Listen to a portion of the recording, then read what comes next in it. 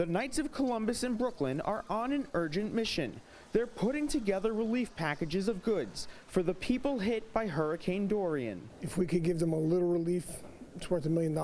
What's needed most right now are non-perishable foods, diapers, toiletries, and cleaning products. The Knights from St. Finbar and Most Precious Blood churches in Bath Beach, Brooklyn are collecting the supplies and will truck them over 500 miles to North Carolina.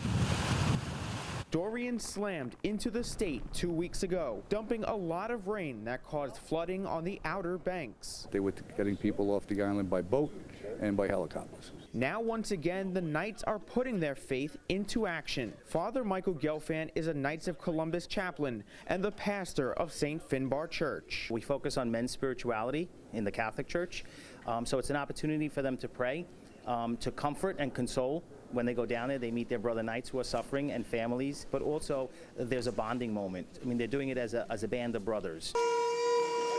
The Brooklyn Knights led the same sort of drive last year when Hurricane Florence slammed the Carolinas. The relief effort was eye-opening, even for those New Yorkers who lived through Hurricane Sandy. They were hit a lot harder than we were. I mean, you had houses that were completely submerged. And when we arrived in New Bern, they were down to 1 case of water and a roll of paper towels.